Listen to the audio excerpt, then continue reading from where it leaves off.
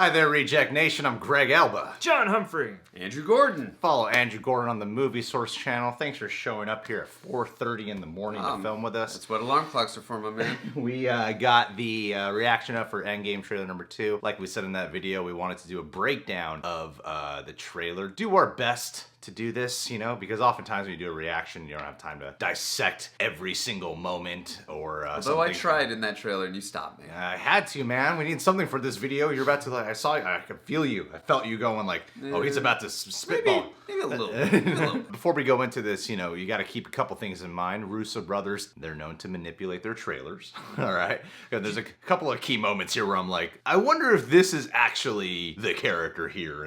You know, like there's a couple of moments like that. We do want to mention too, we are going to make some predictions in this video. It's not for sure going to be, we're probably going to be wrong on most of the stuff, but just in case we are right, potential spoiler warning. So yes. Been warned. And I am going to spoil a lot. Yeah, because he saw it early.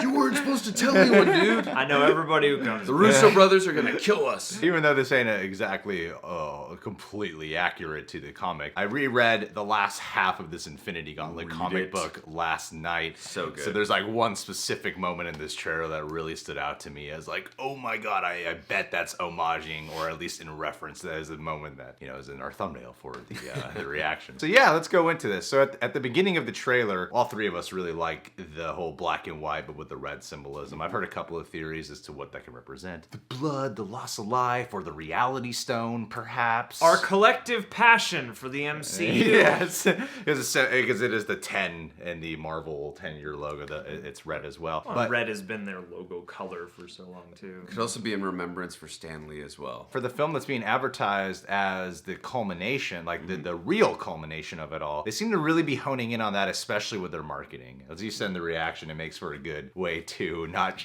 show footage as well, but also remind you like, no, this shit's coming full circle this time around.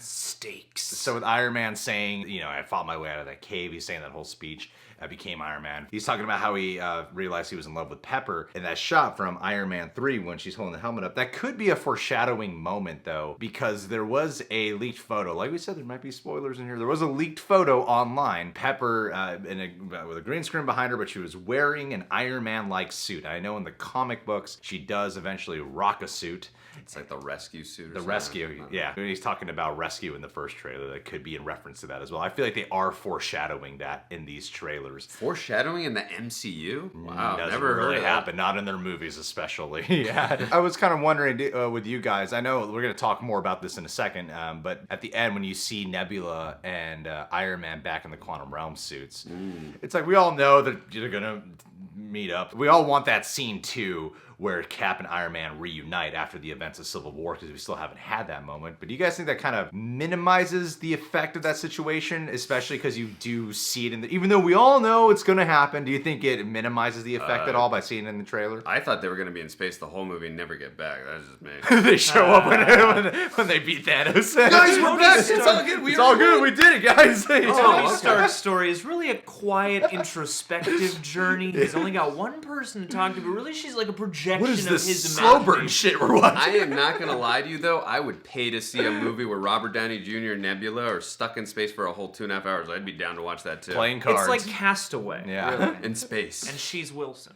What I like too is that, because in the first Avengers trailer, when Cap is talking about this is gonna work, Because I don't know what I'm gonna do if it doesn't. he's holding a photo of Peggy Carter in his hand, and then in here they use a whole quote from Peggy where she says, "The world has changed, none of us can go back. The best we could do is start over." They do have the line in here too where Cap is talking about how some people move on, not us.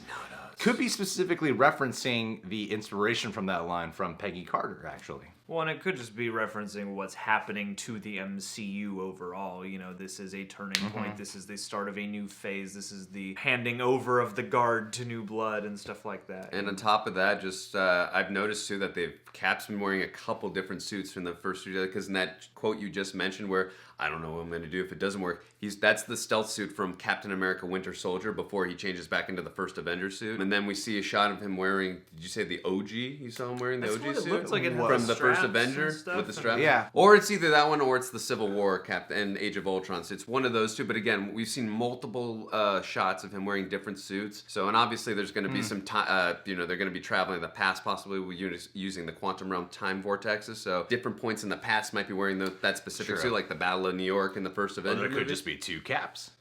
What I'm really curious about is which suits are going to match with the beard versus the clean shave. Are we going to get both for the each? question. Yeah. That's the what question. I want. And then in a later shot, you do see Hawkeye, and he's training his daughter. You said hot guy. We see a hot guy. You see a hot guy. training his Who's daughter. this hot white guy? I don't like him. He's about to get a lot hotter when he crosses the sides of his hair. It's Tom Cruise from The Last Samurai. When Hawkeye is training, I'm assuming Lila. Lila. Like, No, that's Nathaniel. yeah. The baby. Yeah, you learned that. Lila looked like 15 years younger in Age of Ultron. Yeah. Nah, I'm exaggerating, but she's definitely a lot more grown up here. And I know in the comics that a Black Ops team does kill Clint's family, which leads him down the path to becoming Ronin. In this one, I imagine it's the decimation effect. Or maybe they'll do some type of... Maybe it's not the decimation. Decimation and a It's like Hawkeye has the worst the luck. decimation takes out most of the family, but Lila's still there, and then a Black Ops person just... Well, I got one. No! It's gonna be like that Magneto scene in I was just Apocalypse. thinking Apocalypse. I was Yeah. just thinking that. I don't think Lila's in the comics. I'm pretty sure she's a different character, Yeah, it's like like Faith or something. Yeah. Expanding on the shot before where Ronin is turning his head and he sees Black Widow in this moment. bond, that they friendship. they hold hands here, and there's even a later shot where he's consoling her and puts his hand on her shoulder. And I really like that because they have history, and I feel like the Avengers movies is where you feel for their history. You know, like Civil War, you get like a joke about it, you get a hint about it. We're still friends, you know? And then also there's the line in the first Avenger movie, just like Budapest, right? You and I remember Budapest very differently.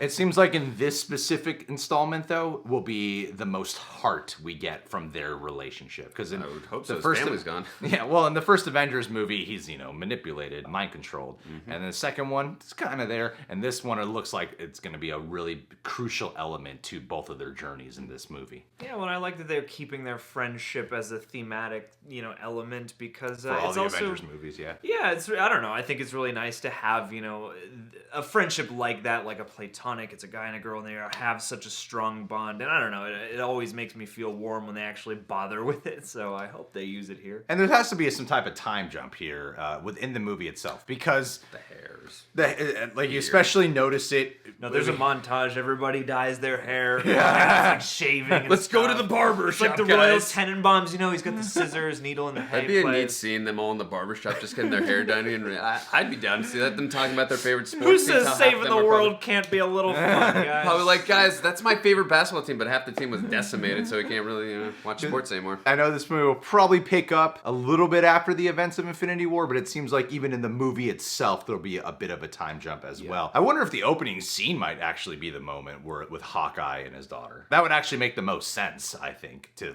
establish it. I mentioned this in the reaction. A big part of why I'm so excited for this movie, of why I get so pumped when I watch these trailers, is that He's not lying. He's pumped. even though there's a lot of bleakness in this trailer, I'm a big fan of action movies where it feels insanely personal. And that's one of the things I loved about Infinity War was it's personal and it evolves into something so much more personal by the end. But for a lot of the film, you do feel like, yeah, it's it's another Avengers adventure movie that feels a lot more personal than usual. But then by the time it ends, though, you're like, oh shit, this is so personal. And having that be the setup for this one with a real threat level from the get-go of that much personal intensity to death being a real threat here, that's what gets me so excited. The bleakness pumps me up, actually. Well, yeah, because the last movie really establishes that level of stakes, too, because for us as viewers, it takes an experience that we can usually walk into and go, oh yeah, they're going to triumph, and it really shows us how we can lose. Yeah. Not related to what you two just said. I just had this train of thought, so I'm going to say it. His 4 children were killed in the last movie, Ebony Maw, Proxima, Midnight, and the big guy, who we can't call the Black Dwarf because we got to be PC on here. We saw Corvus Glaive get stabbed through the chest, from Vision, but if you remember from the comics, the glaive, which is that kind of sword that, Vision,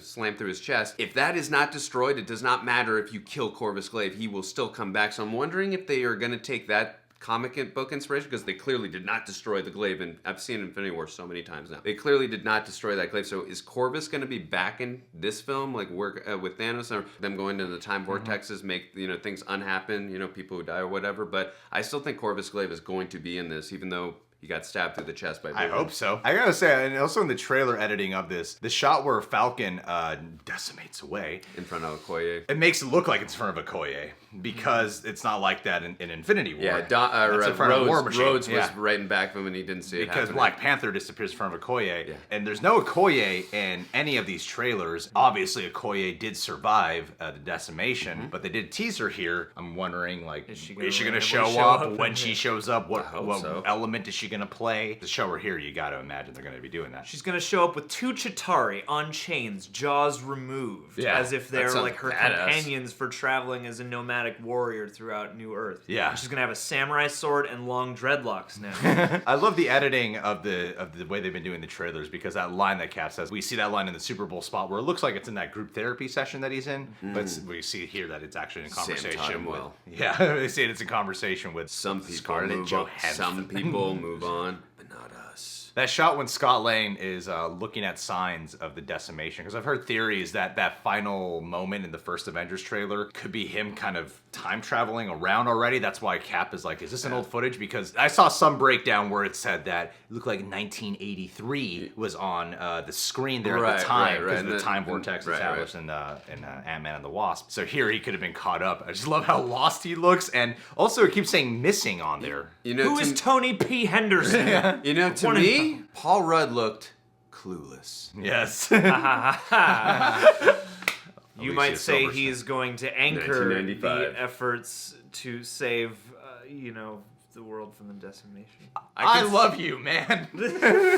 I love you too, bro. Us YouTubers Wanderlust. are role models. We'll see you guys later on the Man Jays. It says missing on there, and so I imagine that in this sort of post-apocalyptic kind of world that can't not really find people. everyone was shown. There are people who are probably just considered missing because someone probably didn't see them vanish decimated. away. You can't find them. Or perhaps people have been greatly divided. Because you Or gotta people are in imagine denial that or something. Yeah. They're like, we haven't seen their social media posts in 3 weeks. Where are they? Well, and when you just think about how big and intricate the network of a society is, I would imagine that it's entirely possible as well for people to just go kind of missing. Yeah, It's and- like, I gotta imagine it's that thing where it's like, if you haven't seen your loved one, they're probably gone, but who knows? And getting on the technical side, John, Greg, and I were kind of talking about this. Like, what happened to the people? Like, let's say you're on an airplane and the pilots got decimated in the snap. Like, obviously the whole plane's going to go down. So it's like, it could be even more than I mean, I get that's more on the technical side, but imagine if you're at the dentist and he's like halfway like into a surgery with you and then the dentist just disappears. That would suck. I want the opening of this movie to be that montage. I'm down. of We just got people in bad Dude,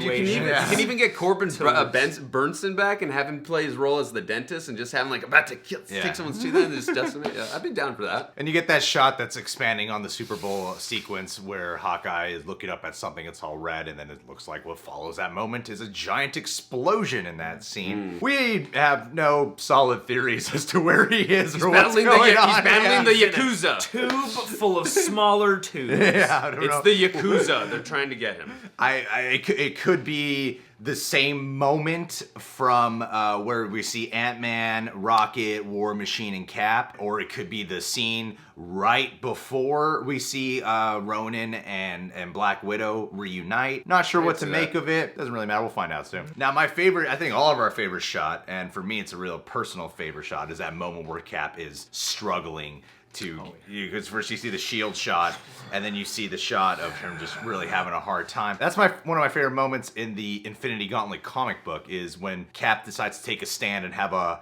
impossible fight with Thanos, where it's a one-on-one fight moment with him. And I feel like that specific moment is in reference to it. See, and then this could be a spoiler. It's not exactly 100% accurate to the Infinity Gauntlet comic. In the comic, though, he does destroy Cap's shield in that moment, which would be awesome and terrifying. Yeah, because no one's wasn't able to break that shield, you know?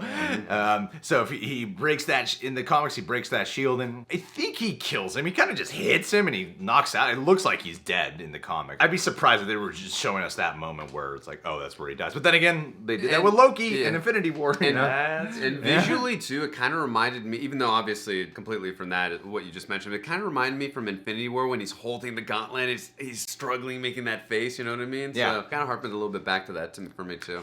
Yeah, both of these ad campaigns have Cap struggling. Yeah. Which does fill you with dread because he is the beacon of the Avengers. Of course. You know, so to see him in such anguish. And the sequence of shots, we were kind of going back and forth on what we think that could be. I know in the Super Bowl spot, you do have that moment where Ant-Man and War Machine are suiting up. It looks like it's all in the same sequence right there. Mm-hmm. To me, it read that it's not on Earth. To me, it read that it's probably on some type of planet where they're trying to fight Thanos. They must be fighting Thanos in that moment. Or it could be they've jumped into a time vortex or somewhere in the past. Or maybe they attacked the Avengers facility, because you were pointing out that, like, the items that Ant-Man's hopping around, you see like a number 2 pencil. Yeah, there's like a regular pencil, there's like a mechanical pencil or a pen or something, there's a roll of tape, there's like a dangling headphone jack. It's like of some office items. Yeah. This makes me wonder all kinds of things, partly like, you know, because we have the time travel element, it's like, and Marvel has made it clear that they are willing to change things up for their movies. I would imagine it's not Earth, because especially in those shots with Tony and Nebula, it looks like someplace else. Yeah. But maybe, I don't know, maybe major destruction finds Earth before they even go back in time or something. Could be more like trailer that, manipulation in the background, you know? Because you gotta imagine those were shot on green screens, so they can plop anything in the background. I mean, and then we got a clear shot of Rocket in the 2008 Guardians of the Galaxy comic suit. But at the same time, I'm kind of wondering if that is a trailer manipulation shot on their end of whose shoulder he's standing on at that time. With War Machine. Yeah, he's standing on War Machine's shoulder. Shot, though. It would be cool if it's them together, because I like this evolution of Rocket, who's like willing to work with people more often now. Yeah. But I kind of get the impression there's something about that shot. As cool as it is, there's something about that shot where I'm like, this looks like it could be a manipulation shot. Yeah, I mean, it is one of the few shots in this trailer that is overtly like, oh, cool! Yeah. He's really on Something Peter for Dinklage's fans. shoulder. It's Peter Dinklage, guys. Yeah. It's Howard the Duck. And also that moment when Nebula, in the Infinity Gauntlet comic, when she does eventually take the glove off Thanos, she's kind of just all dead. She's like dead. She seems like not a threat at all. She's nothing like this here. And she just sort of walks over and grabs the gauntlet off his hand. It's not going to be, I don't think any of that's going to happen here. Easy, I don't think she's going to get the gauntlet. Really slow. But I do think Because that he Nebula's going to kill him. In my You think opinion. Nebula? I mean, if I do. anyone who's alive deserves to do it, it's her. Again, for me, this is me. I'm sure many of you felt this way. And I even said this to you. You probably don't remember, but when we saw Guardians of the Galaxy Volume 2, I said to Greg, right as Nebula was spilling that speech to James Gunn's brother Sean, every time I would lose to Gamora, my father would replace a part of my body with a robotic part, and then he's like, yeah, I just meant get a purse or something like that, and makes you go. Woo. But I turned to Greg right then. I'm like, she's killing Thanos. We shall see. I'm gonna be wrong, guys, but I can't wait. And there's this line in this trailer that I'm sure a lot of people are going to be quoting. You know, Tattoos of Hashtagging. because especially with all like the talk of more sacrifices to be had, some potential finite deaths in the MCU with some of these characters when they're cutting around, and you hear Whatever it takes. Whatever it takes. Whatever it takes. Cap say whatever it takes. Black Widow says it. Iron Man says Pretty it. sure the Russo brothers put it on their Twitter too. I could be wrong. I think they put whatever. did they? I think they did. Whatever it takes. Whatever it I'm takes. kind of wondering, is that actually in the movie? I know in the first trailer it's more apparent that in Infinity War, when they're all saying Nick Fury's line at the beginning of that Infinity War, yeah, that was like obviously that's not going to be in the movie, but this one I'm kind of wondering, is that a scene where it's kind of like a heroic moment where they're all like in a group, like maybe before they go to the quantum realm? I just said they did show Cap in like one of those shots right as he's in the Infinity Gauntlet shot, as you mentioned. So maybe. Yeah. I can imagine that as one of those scenes where everybody looks around and they're just conferring with each other, like, Yeah. if you're in, I'm in, or it could be one of those things where only one person actually says it in the cut of the movie. Or And something also, like that. too, the reason we think it could be Cap as well, like, is because there's that line in Infinity where, again, a lot of foreshadowing is we don't trade lives or sacrifice for one another or something like that. And then he said, like, Cap did that, obviously, in the first Avengers, so it kind of just harpens back and foreshadows to Cap being possibly the one. True. And then, of course, the major shot where all the Avengers are rocking quantum suits. I'm kind of curious if that is a spoiler, if Iron Man and Nebula, they're both there. Or maybe because in that one shot that you get, that's in both trailers, trailer 1 and 2, before they do the close-up of them in the quantum suits. It's trailer 1 and trailer 2 here. But then the Super Bowl spot, there's silhouettes of just a few. And the Iron Man and Nebula are not there. Correct. That for sure More has of a some shadowy silhouette shot. Yeah. That for sure is trailer manipulation right there. So I'm wondering, are some of the people actually not there and they're making it look like they're there? And the other thing I noticed too in the quantum suits is that they all have the Avengers symbol on them, which I thought was really dope. They should have put HP for Hank Pym. Yeah. Hank Pym created the Avengers symbol We on are there. the Hank Pym team. Yeah. And then of course the last moment I like this one. with the Cap, Marvel, and Thor. A big debate, a big talk has been, is Cap Marvel even stronger than Thor? You know, like the way they're building her up. Can she be stronger than Thor? And there's even more established of time jumps because you do see Black Widow again there, where she does have the short blonde hair. So I imagine that scene probably picks up right after, and this is a spoiler, that picks up right after the mid-credits moment, probably the next day or something like that, that you see in the movie Captain Marvel. I don't want to get into the debate if Captain Marvel's stronger than Thor. I'll just say this. She's obviously beyond strong when she goes binary. Thor was able to stop an Infinity Gauntlet with all 6 stones with Stormbreaker. He's pretty damn strong to me. He's pretty OP. That's a fun debate to have though, I guess. But I think with Stormbreaker, he's basically the strongest ever, but that is me. Mostly, I just find it very amusing that looking at the comments on this trailer and hearing the comments after Captain Marvel that most everybody likes her performance in those 2 one-line sequences than they do in all of the Captain Marvel. I mean, even though like I overall thought she was just fine, I liked her performance more the second time around. I feel like a lot of that comes down to the direction of Captain Marvel. You can just watch the videos to understand more of what I mean. No, we need to check it out this more. But I do think that watching her bond with a team or interact with them is going to be a highlight of this movie. But you have a big theory that you were telling me about before this trailer even dropped. Yes, and as usual, I'm probably going to be wrong about this, but again, it's just a little prediction theory I thought about just more I think about this movie. So I kind of feel like this movie is going to be a little bit of an homage to Back to the Future Part 2. Marty McFly and Doc Brown need to travel back to 1955 to prevent the alternate 1985 where Biff Tannen is rich, he's powerful, he physically, emotionally abuses in that alternate despicable future that Marty and Doc Brown and Einstein come to be in. And they need to go back, like I said, to 1955 to go and destroy the Gray's Sports Almanac to prevent that alternate 1985 from happening. Whereas in the Avengers Infinity War, they're going to be using Ant-Man's quantum realm technology to get into the time vortexes, go into points in the past, try and steal those Infinity Stones before Thanos even got them, so that when they return to 2019, everything will be instantly erased in terms of, no pun intended, in terms of what Thanos did because he never had the stones because they took them in the past. And again, you harpen that back to, again, what happened in Back to the Future Part 2. Well, I look at it this way.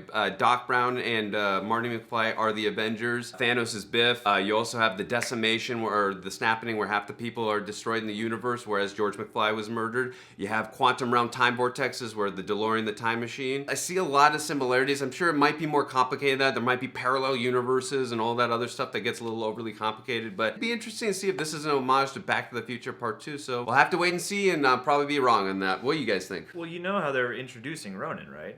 It's on a hoverboard chase.